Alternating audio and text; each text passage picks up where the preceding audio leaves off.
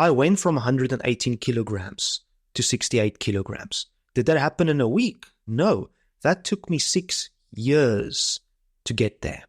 And by doing that slowly over time, it's easy for me to keep that weight off. Why? Because it's who I am. It's part of my identity. That way of eating and living is my normal now. Did I find that in a crash diet? Hell no. Did I find that in the keto, banting, Whole30, paleo, this or that? No. It's found in building the identity, the habits that becomes the normal to make you lose that weight, keep it off. And that's where these 8 pillars I'm sharing with you today becomes the foundation of breaking free from diet culture and actually cultivating health for the rest of your life. It's only worth it if you work for it. In order to lose fat, stop focusing on diet and start focusing on identity. And let's unpack that. Most of us that are trying to lose weight, we go on these severe restrictive diets, we lose weight for 4 to 6 to 8 weeks, then we stop, and then we go back to eating and living the exact same way we were before. And guess what happens then? We gain more weight than we lost. And then we do the same again and again and again. That's why 90% of all diets fail. And usually people go on diets for more than 10 years where they started 10 years ago. 10 years later, they're generally bigger and heavier because we are focusing on diet, not identity.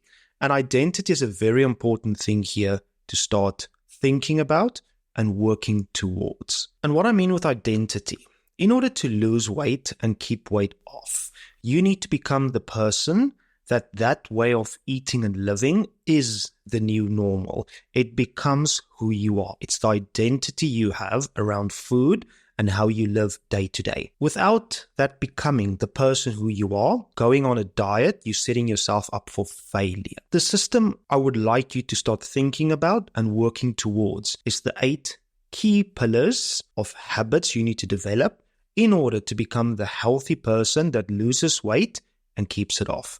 So let's dive into them. The first pillar is eating slower. Eating slow is a very important thing to practice. We are so good at being distracted while we eat. We don't realize how much food we ate. We go for seconds. 30 minutes later, we feel overfull and we're like, ew, I had too much food to eat. That's the thing. It takes around 25 to 30 minutes for your body to recognize how much food you ate. Start paying attention to what you are eating and slow down eating. Smaller plates, teaspoons, bowls. After each bite, put down your cutlery, chew, eat, swallow, repeat. Start building the habit of eating slower.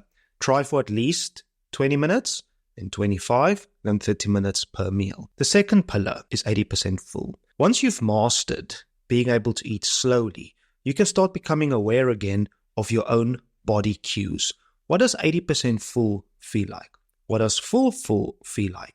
And what does overfed feel like? Most of us don't really know what real hunger is anymore. Most of us have psychological hunger, habitual hunger, not physical hunger. Once we develop the first one, eating slow, now we can start learning again what 80% full is. The third pillar is then eating lean protein with each meal.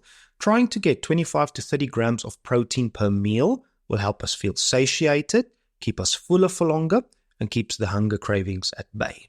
Once we've mastered eating slow, 80% full, then protein with each meal, those 3 things make the combination of most of fat loss. Adequate protein, lean protein, very important. Check the comments down below. I'll give you a nice little primer on the best proteins and the worst protein sources there is.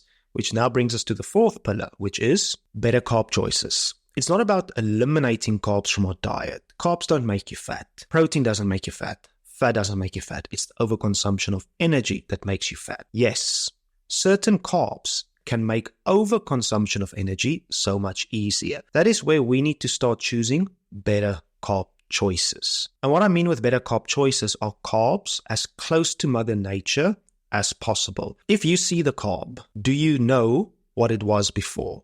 Here's where we think of things like whole grains and legumes, chickpeas, mung beans, koboza beans, lentils, sugar beans, split peas, and the list goes on. And whole grains, quinoa, buckwheat, spelt, amaranth, barley, oats, things that are close to nature as possible, and tubers, potatoes, sweet potatoes. More processed carbs have more energy per gram. Less processed carbs retain more water when we cook them, but also they have more fiber. And that's where better carb choices are very important. The more fiber content your carb has, the more satiated it will make you feel, the longer it will take to digest, and it's also taking care of your gut biome. Protein, high fiber carbs jointly will make satiation better, less cravings, and the meal will take longer to digest, which means you can push further to your next meal without snacking between meals. The fifth pillar is then more fruits and vegetables. Fruits, there's absolutely no problem. I've never seen somebody that gets obese by eating fruit. Fruit juices, I have a problem with. But whole fruits, it's very difficult to overeat. And then with vegetables, the more vegetables we can get in, the more volume we build on a meal with not as much energy coming from it, because vegetables don't have a lot of energy. So if we can build bulk in our meal with vegetables, it extends the stomach as we eat, and by eating slower, that stomach extension sends a signal to the brain, you know what, we've had enough to eat, please stop now. It's an easy way to stay under our energy needs to lose weight. Half your plate of food, focus on vegetables, 30% proteins, 20% better carb choices. If that's what your plate of food looks like 2 to 3 times per day, you're winning this game. Don't overcomplicate it. But vegetables are very important to build the bulk of a meal. Then we get to the sixth habit, healthy fat choices. The thing is where fat is very important. We need fat in order to live. Without fat, we will die. But fat is very high in energy. 2 teaspoons of fat is around 90 calories. 1 whole boiled potato, large, is only around 100 calories. Think of that volume difference there.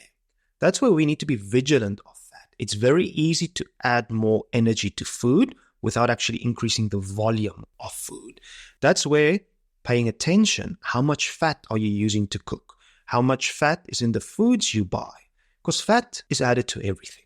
We do need fat, but it's the one energy molecule it's very easy to overdo without increasing the size of the meal.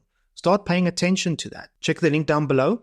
I will give you the best fat choices to the worst. There's a nice little PDF in there. That being said, to simplify it, the fats I personally use in my own household: butter, canola oil, extra virgin olive oil. Those are my 3 staples. That's what I use on a daily basis. Fats are expensive nowadays, yes, but you don't need to use a liter of oils per week.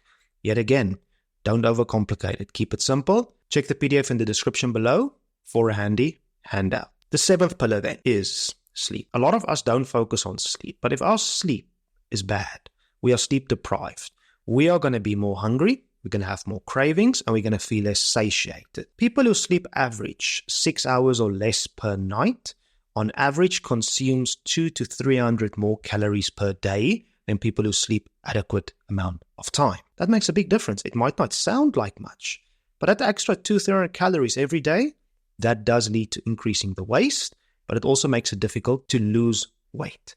Start focusing, building a sleep routine. Every night, starting to stick to a schedule. What time do I go to bed? What time do I wake up? And then 30-40 minutes before bed, start working on a habit of creating 2 or 3 little baby routines of what you will do every night to transition to sleeping. For some of us, you need to practice the skill of going to bed. Without adequate sleep, weight loss becomes very, very difficult. That's where the goal is. Try 8 hours of sleep per night. And the 8th pillar then, which is a very important one, emotional distress. Or in other words, stress management. Only focusing on the physical body, the exercise, is like watering a plant without any sunlight. Emotional health is vital to work on becoming healthier and losing weight. If we don't prioritize mental health, it's easier to start looking for forms of escape, binge eating, starvation, overeating then, alcohol abuse, overeating on the candies, the sweets, because the emotional stress is very uncomfortable for us. So we start looking to soothe that with different forms of escape. That's not always very good for us. Social media, gambling, alcohol, food, And then again, that becomes the coping mechanism. That becomes the habit to deal with the stress. Unless we start tackling the thing that brought me the stress, the thing that's creating the anxiety, the depression, the fear, the anger, the resentment, it's very hard to focus on living healthily if that keeps bringing us down to chase forms of escape that's detrimental to our health and weight loss. So emotional health is very important. This is where things like journaling, meditation, cognitive behavioral therapy, having somebody to talk to, having somebody to help you, guide you through these hard choices you have to make, the difficult conversations you have to have. Unless you address them, they're not going to go away, which makes living healthy nearly impossible. I know, I've been there myself. That's why I studied both fields of nutrition and psychology, because just focusing on the diet, we will never succeed. We need to nurture the mind, the emotion, the emotional health. Both are vitally important. And yes, then you can go even further. The 9th pillar, the 10th pillar, etc. This is where exercise comes in, leveling up the nutrition more, meal prep, and the list can go on. But these 8 pillars make up the foundation of what I call the psycho-nutritional framework, of where every pillar needs to be developed, where you can do it consistently, becomes a habit, and then the next one, and then the next one, and then the next one. And then in a course of 12 weeks, you've done at least 6 or 7 of those habits. And then you can go deeper. In a course of 6 months, you have changed your whole lifestyle around food. That's what I mean with identity. The things that make you lose weight and become healthy must become normal day-to-day living for you. Not found in a crash diet, only eating 1,000 calories per day, no chocolate, no this, no that. No. Identity over diet. Once the identity is cultivated to live healthy and lose weight, that becomes your normal. I know, I've been there. I went from 118 kilograms to 68 kilograms. Did that happen in a week? No. That took me 6 years to get there. And by doing that slowly over time, it's easy for me to keep that weight off. Why? Because it's who I am. It's part of my identity. That way of eating and living is my normal now. Did I find that in a crash diet? Hell no. Did I find that in the keto, banting, Whole30, paleo, this or that? No. It's found in building the identity, the habits that becomes the normal to make you lose that weight, keep it off. And that's where these 8 pillars I'm sharing with you today becomes the foundation of breaking free from diet culture and actually cultivating health for the rest of your life. Start focusing on these 8 pillars, because without focusing on them, you're just going to set yourself up for the next diet and the next diet and the next diet. Start looking at the identity, your current identity around food. What does it say about your lifestyle? Then start taking one of these 8 and then the next one and the next one. And in a course of 3 months, you'll be surprised the results you get. And with that, if you have any questions, don't be shy to drop me a comment. Share this with a friend that you think will benefit from it. And I would really appreciate a thumbs up and a subscribe to the channel, because then I know you are finding value in these videos and it will keep me accountable to make more of these videos to help you break free. Because the world of health and nutrition, it's like the wild, wild west. Eat this, don't eat that. Do this, don't do that. Now, stop fear-mongering, stop overcomplicating, and let's get back to the basics of identity and health. And until our next one, as always, remember, be 1% better today than you were yesterday.